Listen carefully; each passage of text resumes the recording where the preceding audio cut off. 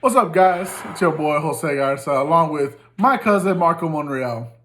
We're giving you our live reactions right now from post UFC 257, Poirier McGregor 2, with a big upset.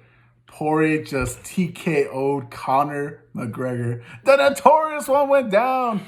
His first KO or TKO loss in MMA. And Marco has a lot to say about it because, honestly, guys, it hurt him. It hurt his soul. Marco, go ahead. I want to just start out by saying what a performance by the Diamond, Dustin Poirier. Incredible performance. Nobody really expected it. He was a true underdog today, and he said it. He loves being the underdog. That dude can just scrap, and he did what he had to do, and he proved he's probably the best boxer in the UFC. I'm in shock. First round looked like Conor was controlling it somewhat. Say Dustin knockdown. We just had kind of discussion of who maybe won the round. We think Conor won it, edged it a little bit, but we just got to see it again and see what it says.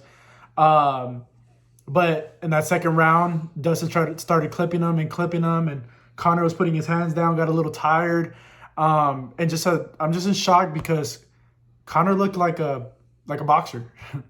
He didn't have that glide, that quick feet he usually has, where he's bouncing like in the Aldo fights, like in the Nate Diaz fights. It didn't look like he looked flat-footed. He didn't look like he had that much movement. Dustin was able to hit him with those leg kicks. They were damaging in the second round. And I just think that at the end of the day, inactivity got to Conor, and he just looked like he was boxing in there. He looked like he was not fighting mixed martial arts. Yeah, I mean, no, I think from just what the view, no replays have been shown for us or anything like that, except for the knockout and shit like that. I think my quick reaction would be that I think that first big takedown is very crucial in what happens go on the rest of the fight, because what it does is it tests again Conor's conditioning, which is what a lot of people, analysts, and are saying. Conor does not have the greatest conditioning. It's just the facts. He's never proven it. His fights that has gone the distance, stuff like that. Nate Diaz rematch, Floyd's fight, stuff like that. So Dustin going in there, putting him against the cage, while yes, you could say it wasn't that effective, you got to understand how hard it is to try to get another 155 plus pound man off of you.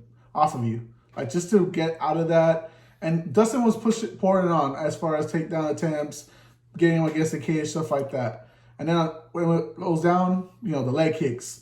The first round, I'm going to give it slightly to Conor. But I feel like Dustin set in the tempo, the pace that he needed to get the job done for that second round TKO. Those leg kicks that made Conor become flat-footed, man, fuck, that hurts. You got to remember, guys, Conor's a great boxer fighter, kickboxer, Muay Thai. I love the shoulder strikes he had. But Dustin has been improving his game plan, since he's lost to Mike Johnson in his freaking early on in the 155 division. The man Dustin that fought Conor McGregor back 6 years ago, different animal. His body, his physique is just unreal. He's a different animal, a different diamond. Just got rougher. And Dustin, man, you know what? What a performance. He deserves his performance of the night bonus that he got. And we got a great co-main event to go alongside that main event, which included Michael Chandler busting up Dan Hooker in 2.5 minutes. Marco, quick thoughts on that. So, right before the fight, I picked Michael Chandler to win.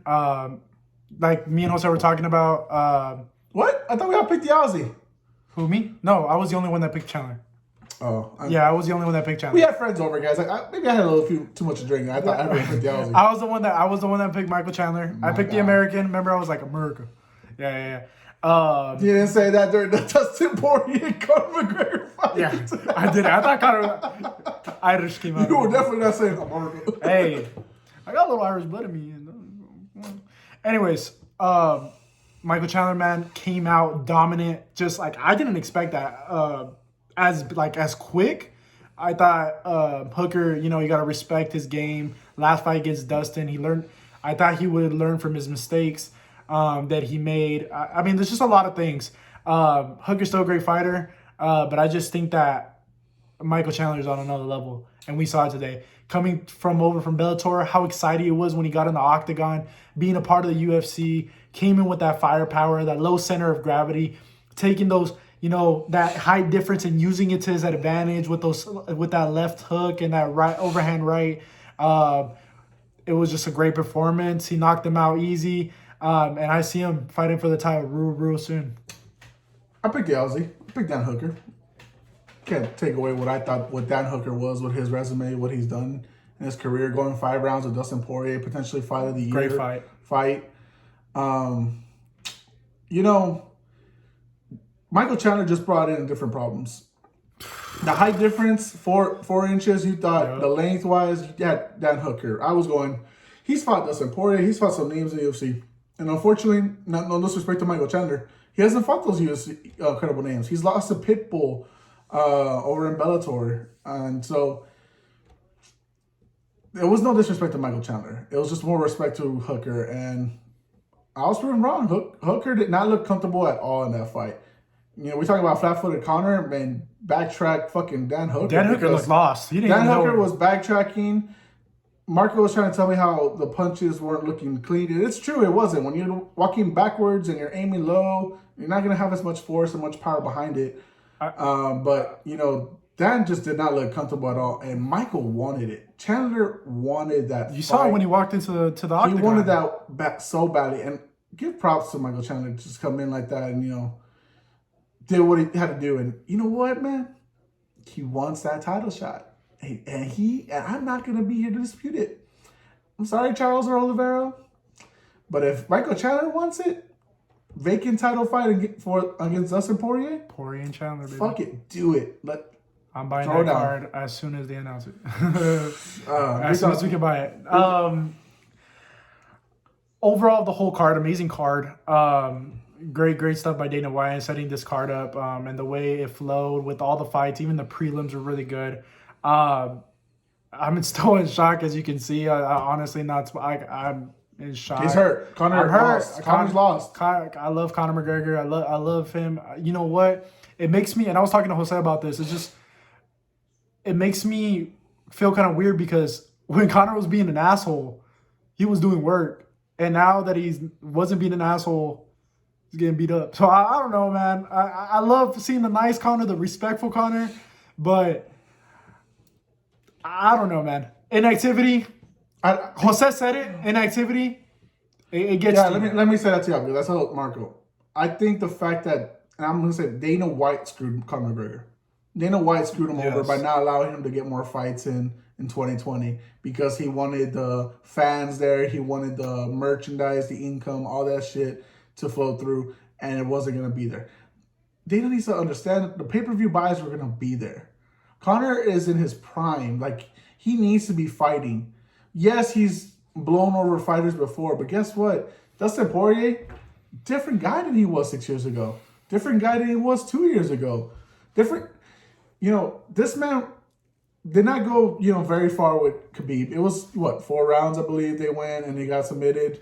You could argue maybe he got one or some good shots in there, But Dustin's a different fighter. He's a lot better fighter than he was when he first fought Conor. Conor hasn't fought as much as Dustin Poirier. Conor McGregor's 1-2 in the 155 division.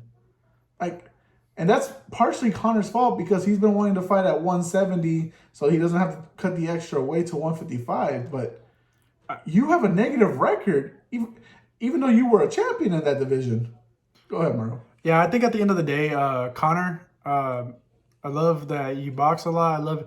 But you can't take that full on into the UFC because you can't be one-dimensional in the UFC. You just can't. That first round, you looked multi-dimensional. And that second round, you looked one-dimensional.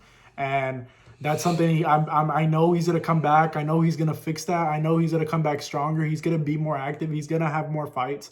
Maybe Tony Ferguson next. We'll see. But I'm excited to see Conor McGregor active in 2021, see if he can redeem himself and maybe, somehow get back into the mix later on in the year or next year.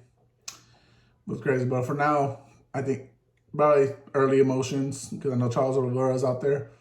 Michael Chandler, Dustin Poirier, vacant lightweight title. Dana White just spoke to I the agree. media and said that it doesn't sound positive that Khabib wants to come back. You know what? Khabib has nothing to prove. 29-0. He wants to respect his mother's wishes because he hasn't fought without his father there at ringside. But the division needs to move on. I'll respect the Khabib, but fighting styles make fights. Fighting styles right now in the lightweight division without Khabib are great right now, man. Oh, okay. Yeah. No, I mean, look, Khabib is a dominant fighter. That's what I'm saying. No, respect to him in the freestyle fighting, but it's not something that It is. doesn't float your boat. Yeah, most people, it's, you know what I mean. Like more people and that are not as invested in the UFC want to see those knockouts, want to see things like that. Not want to see so much grappling. But it's a more other fighting styles are a little bit more attractive. Does that make sense? For me, I love Khabib now because if you've noticed Khabib early fights, Khabib before he was title contention or title fights in general, he wasn't finishing dudes off. He was doing what you're saying, grappling and all that stuff. But look at his resume since he became champion. Let's see. He finished off Al Iaquinta to win the title. He finished off Conor McGregor. He finished off Dustin Poirier. He finished Justin Gaethje. That is an exciting, amazing fighter who's dominant as hell. Yes, his ground game is as dominant since GSP, since Georges St. Pierre. But he's actually finishing fights, unlike Georges St. Pierre. Georges St. Pierre went all 5 rounds and just like snooze fest. Those were the snooze fest. Khabib right now is showing you know what? I can control you on the ground. Was showing you. Make you my bitch. Yeah, it was because he just retired, I guess. But make you my bitch, and I'm gonna choke you out, and I'm gonna talk shit to you. Let's talk now, Connor. Let's talk now. Yeah, he has no reason to come back. Definitely, he is gonna.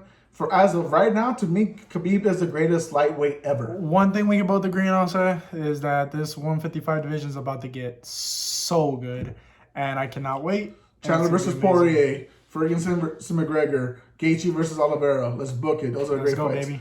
Marco, great little session here we just had. Quick recap, guys. Hope you have a good night. Enjoy. If you haven't seen the fights, watch the highlights on wherever, YouTube. If you're illegal streaming it, good luck to Dana White finding you. Fun there. Guys, love you. Peace out. We are Puro Pinche Sports, and we are out.